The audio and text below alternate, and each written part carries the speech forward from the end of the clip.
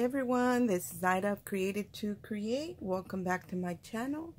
First of all, I want to say happy Thanksgiving to all of my crafty friends or my crafty family from YouTube. I don't know about you guys, but I didn't have much to do this year for Thanksgiving. I did a little bit of baking, and then I gotta cook some green beans or something tomorrow. And that's about it. I'm taking it easy this year. But normally I get real busy. This year I didn't, so I had time to play. I had been watching, sometimes I watch Lisa, who is a Happy Crafter, Lisa Goss. Sometimes I'll watch Anna Rodriguez, who is My Crafting World, Anna Rodriguez on YouTube. And I had been looking at some of her new dies that she came out with. And one of them was the gingerbread, I don't think it's got a name.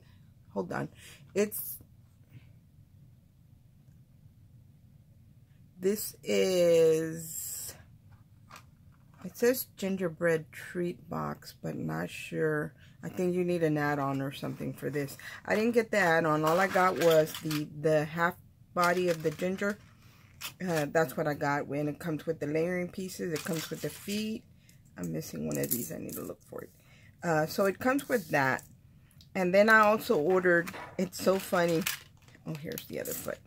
It's so funny because Anna and I both, I was born in Texas. Originally, I'm from Texas. Anna lives in Texas.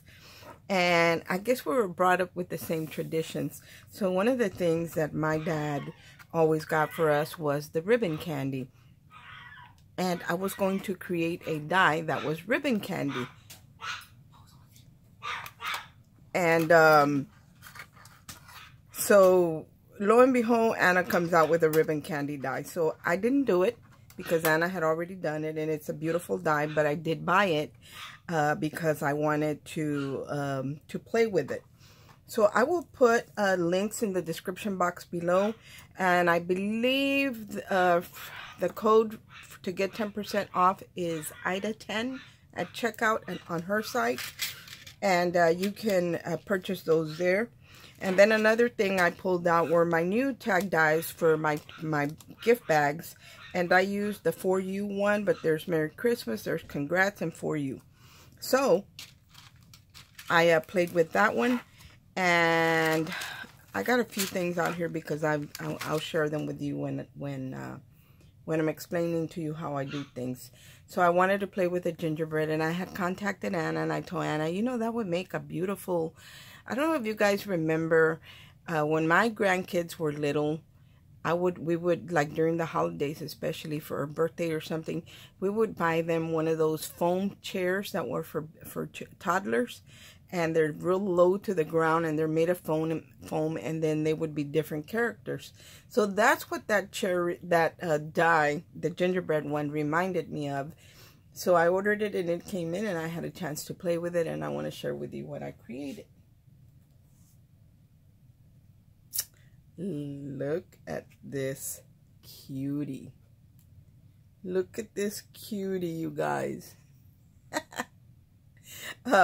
So I did use the back here, and I did layer some chipboard behind it. I'm going to move this. See, I even gave it a little gingerbread stuffed animal there. I gave it a little roll pillow. So I'm going to remove those so you can see. But this is the portion that you get, the die that you get, also the layering pieces, and you get the eyes and the mouth.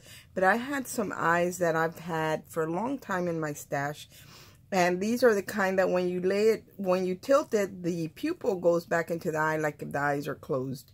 And I have them in different colors, so that's what I added there instead of the paper.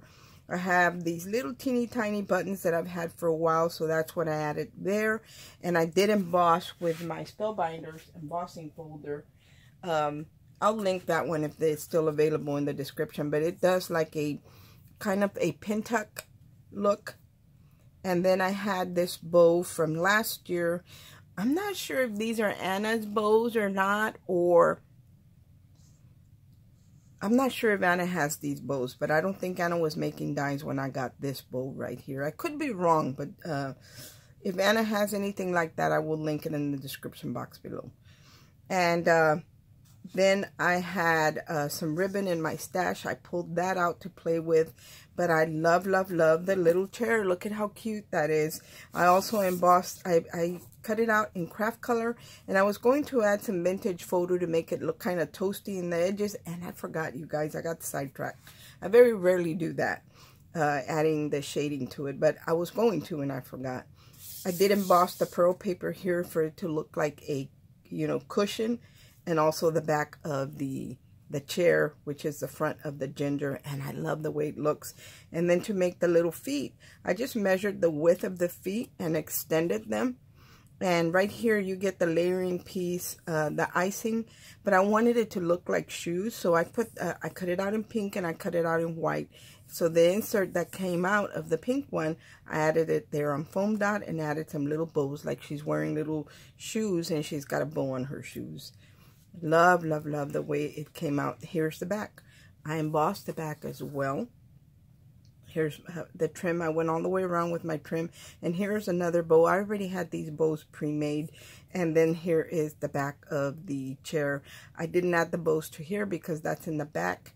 But I did add it here. So it looks very, very pretty. I love, love, love the way this came out. And this is a real simple project to put together. It really didn't take me long. I made a box for the base with about a 1/2 inch lip because I wanted to tuck the feet under it, and I also wanted to add trim to it. And I didn't cover this because I want to share this with you. The reason I have these wooden sticks, you can get these from just about any craft store, and you might even be able to find some at the Dollar Tree. When I'm creating something and I want the legs to be heavy, I put in these thin wooden sticks. Also, if you go to McDonald's, they give you some that are even thinner, and I like those better. The coffee stirrers. But I use those to reinforce the legs, and I didn't cover them. I am going to cover them, but I didn't because I wanted to share it with you guys. So that's what it looks like. So if I were to put something heavier on top, it would not collapse because it has the popsicle or the wooden sticks in there. And I did put them on both the front and back. And then after I do that, I layer in pieces of chipboard to even make it more stronger. And I still want to add one more layer of chipboard, but I just kind of left it raw. I haven't covered it or anything so you guys can see, but that's what it looks like. And all it is you can see right here, it's just a box. And that's what I did to create the bench. But like I said, that really gives it a lot of support, and that's why I do that. And then to make this roll, all I did was roll like a tube out of the paper, but I embossed it before I did that and made a roll pillow and added some little bows and little buttons. Super cute. But if you're using this to give candy or something to a young child, you could actually roll up a candy. I just stuffed mine with cotton, but you can actually make a wrapper for a rolled candy, and that would be your pillow, your rolled pillow. And then I made a square one as well, and it's a little too big, and I don't really care for it. As an afterthought, I thought I should have just made it into a little pocket, and you could add a candy. You know, there's some candies that are little squares, and they're not very thick. This would be a great idea to make a pocket and put the candy in there, and then it would look, and then add your lace, and it would look like a pillow. I prefer it to be a little smaller because when I put it on the chair, even though it's cute, it covers up part of the face, and I don't like that. So that's the reason I didn't like that, because it was too big. And then this is a little ginger I had from something, and I just folded him like if he's sitting, folded his feet as if he's sitting on the bench or on the chair. And I love, love, love the way this came out. Anyway, guys, that is all. Oh, no, I have one more thing I want to share. I want to share the ribbon candy. I did use my own tag die. I created 2 tags to match. And I don't know how I'm going to package that or what I'm going to put in it or anything like that. This was just something that when I saw it on Lisa's channel, I just had to make one of these chairs. So here is her ribbon candy right here. And it's gorgeous. I did it in the pink and the gold. And I had a small die. I believe this is a Spellbinders one. If it's available, I will link it. And this is the little house die or gable box die. And it has a little ginger tag in there. And I had just added it with a garment pin.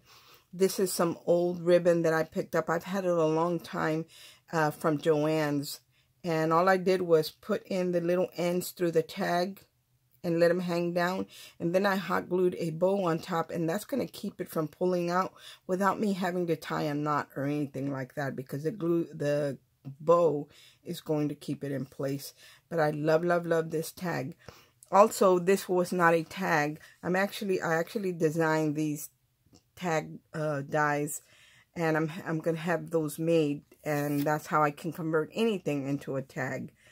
So that's what I did there, because I felt like the ribbon candy would be perfect as a tag. So that's what I created. And then here is my own die that I designed, and it says "For You." Again, I cut it in the gold, in the pink pearl, and then in the craft colored. Added the little gingy on the garment pin, and I did the same thing with the bow because I love the way it looks. And there's the back of that tab that I designed. But I love, love, love that I can convert anything into a tag. And look at how gorgeous these are. Look at how gorgeous that is. So those are the two tags that I created, one using Anna's and one using mine. I love, love, love the ribbon candy, and you can make it in any combination of colors. And then here is the little chair. Anyway, guys, that's all that I had to share with y'all. I hope everyone has a very nice Thanksgiving. I hope that you don't overwork yourself, ladies, cooking. I know, speaking for myself, my husband doesn't cook at all. So, and I would have to get stuck doing all the work. So it's nice that my kids are grown and they invite me, and then I can go over there and then, you know, just take a dish, take dessert or something. And the workload isn't what it used to be. But nonetheless, I have so much to be grateful for. So I'm not complaining, you guys. I'm very grateful to the Lord, because He has, this time last year, I was really sick. And this year, you know, God was merciful, and it could have been a whole lot worse. And I'm so grateful to the Lord that it's not. And this is all that I wanted to share with you guys, and just wish you all a very happy Thanksgiving. Bye.